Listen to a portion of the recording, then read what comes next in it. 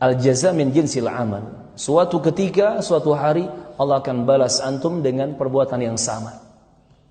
Antum punya bisnisan, antum jual beli, antum macam-macam lah. Akhirnya antum ditipu orang. Orang ngambil punya antum 5, ngakunya 1. Dan antum kiaskan dengan perbuatan-perbuatan yang lainnya. Barakallahu fikum. Al-jaza'u min jinsil amal. Balasan ada sesuai dengan jenis amal perbuatan yang dilakukan. Ada seseorang berzina, dan kata para ulama, zina itu hutang yang harus dibayar dosanya. Ketika seorang laki-laki berzina, hati-hati. Maka nanti suatu ketika, suatu hari akan ada keluarganya yang melakukan zina juga.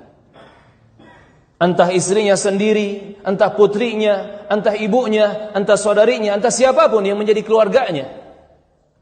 Karena sebab dia melakukan zina, maka akan ada yang menjadi korban dari keluarganya sendiri melakukan zina atau tertimpa perbuatan zina. Na'udzubillah.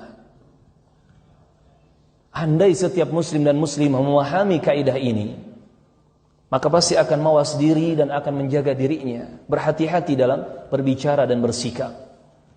Maka benar kata para ulama, di antaranya disebutkan oleh Syekh Muhammad Al-Imam hafizahullah taala, seorang ulama di Yaman. Kata beliau, Allah yu'amiluka kama tu'amilu ibadahu. Allah yu'amiluka kama tu'amilu ibadahu. Allah akan memperlakukanmu sebagaimana engkau memperlakukan hamba-hambanya. Allah akan bersikap kepadamu sebagaimana engkau bersikap kepada hamba-hambanya. Kalau kita ingin diberi kebaikan oleh Allah, perbanyak berbuat baik kepada hamba-hamba Allah. Kalau kita ingin mendapatkan rezeki yang banyak dari Allah Subhanahu wa taala, perbanyak kita memberi, bersedekah, berinfak kepada hamba-hamba Allah. Dan sebaliknya, hati-hati. Kalau kita curang, kita bohong kepada hamba-hamba Allah, siap-siap Allah akan timpakan hukuman yang sama seperti itu kepada kita. Na'udzubillah. Teman-teman rahimani wa rahimakumullah, al-jaza min jinsil amal. Termasuk ini masalah kehormatan diri saudara kita kaum muslimin. Jaga aib mereka, jaga kesalahan dan kekurangan mereka.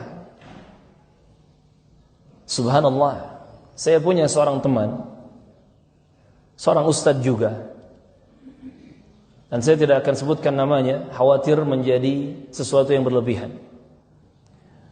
Teman dalam dakwah, teman di keseharian, teman dalam dunia ilmu, teman dalam banyak hal.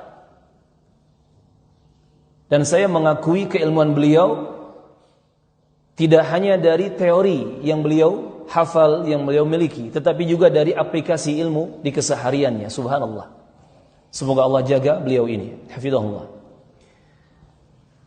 Salah satu bukti keilmuan dan keimanannya adalah kalau ada informasi tentang keburukan-keburukan saudaranya kaum muslimin, terlebih lagi ahlu tauhid, ahlu sunnah wal jamaah, kepada beliau sampai berita itu, beliau langsung menutup rapat berita tersebut dan menasihati orang yang menyampaikannya agar jangan sampai menyebarkan informasi tersebut kepada orang lain. Dan insya Allah nanti kita akan cari pihak siapa yang bisa menasihati orang tersebut. Ini banyak kasus terjadi dan saya lihat seperti itu terus ya sikapnya, subhanallah. Termasuk ketika ada seorang da'i yang dia followernya, pengikutnya sudah ratusan ribu. Ya, ratusan ribu. Karena pandai menulis ya. Bagus juga retorikanya dan seterusnya. Ternyata si da'i ini Allah uji dengan sebuah penyakit LGBT. Na'udzubillah, semoga Allah jaga kita semua. Ketika sampai kepada ustadz tadi, teman saya tadi,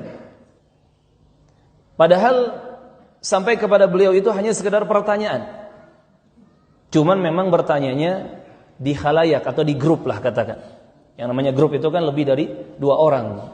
Kan gak mungkin grup 2 orang doang kan ya, grup apaan 2 orang ya. Yang namanya grup itu lebih dari 2 orang, 3, 4, 5 dan seterusnya.